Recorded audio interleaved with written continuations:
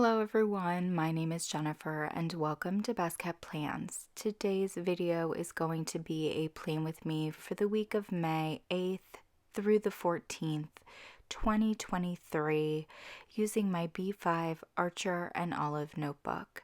If you're interested in seeing that, please stick around.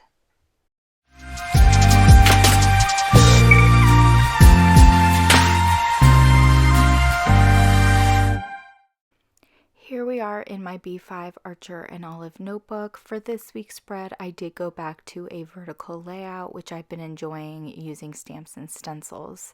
For this week, we're going to use this stencil from the Crafter's Workshop. We'll be incorporating the week number stamp from this set from Elle's Studio, this set of letter stamps from Close to the Heart. We'll be using my new favorite number stamps from HeidiSwapp. And I will be using the May stamp from this set from PaperPerson. We will be using a few different color distressed oxides for this week's spread, as well as my black VersaFine ink. I definitely wanted to go very floral and very spring vibes for this spread. That was like my key focus. I wanted something flowery and bright and fun and very spring-like.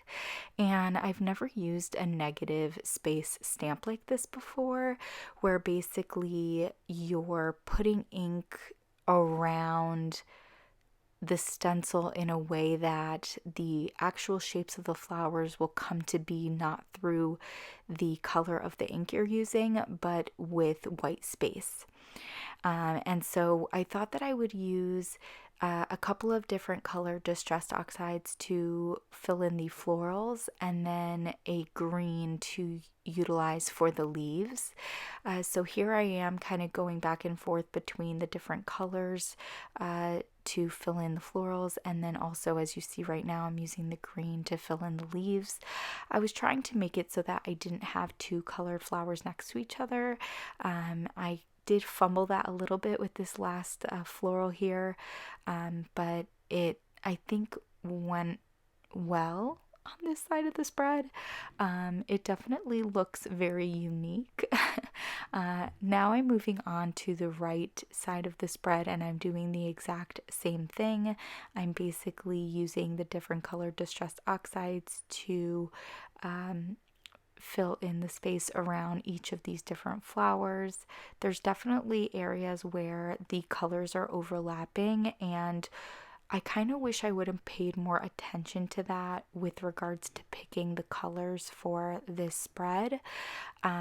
Yellow and purple are complementary of each other, but when they overlap each other, they don't necessarily look great together.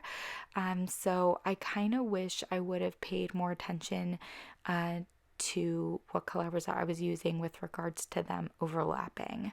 That being said, I did try to keep the different color distressed oxides contained to the area around each individual flower, so they don't overlap a ton, and you'll kind of see what I'm saying after I pull the stencil off here, and you get a little bit of a better look at what the actual negative space stencil looks like. I know I keep cutting around, but you will eventually see it. Right now I moved down to the bottom left of the left-hand page because I do like it when there's a little bit of color behind where I put the month and the week of the year, and I've been really enjoying putting the month and the week of the year towards the bottom left. So here I'm adding in my number stamps using this set from HeidiSwapp, and as you can see, the negative space stamp is in, or I'm sorry, the negative space stencil is all done in the background. Again, I tried hard not to have things overlap a ton, and I do love the three colors that I used in this spread. I definitely like the way the right page came out a little better than the left. I think I was just getting more and more used to using this particular stencil. And again, I think it's super cool looking. I am splitting Saturday and Sunday in the same column, so I have Sunday down below, As you can see, I'm using this new set of letter stamps from Close to My Heart for the days of the week. And while I really like this stamp set, I do think I could have used this a little bit better if I would have been doing a different type of spread. I think these specific letter stamps would work really well if I did a larger number behind them in a different color instead of having black overlapping on top of black. I will say I did have a little bit of trouble with this stamp set in that it seemed like the ink got into areas where the stamp shouldn't have been pressing down directly onto the paper, and that could have just been me error on my part, but I'm curious to see if that's going to happen again the next time that I use these stamps. As you can see, it did unfortunately cut off when I did Monday, Tuesday, and Wednesday. I thought I was recording when I put those stamps down, and I wasn't. I did move into the bottom left corner of the left-hand page to put May and the number week of the year that it is, which is the 19th week of the year. Now I'm going in with my micron in 08 and my ruler to put in my vertical lines to separate each day of the week. Again, going with this kind of like double line look in order to have all of my columns be the same width. I will say that overall, I do think I accomplished a very springy spread this week. I feel like the negative space stamp looks really interesting, and I'm really glad that I decided to use it, but I definitely feel like I need more practice with it. I'm also very curious to see how these letter stamps are going to work for me if I utilize them a little bit differently.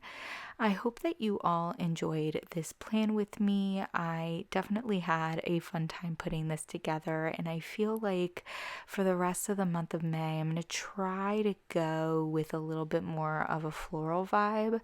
That being said, I do have a couple of other new stencils that I have purchased that I really want to use.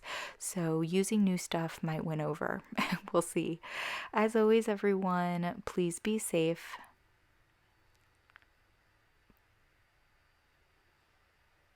Bye-bye.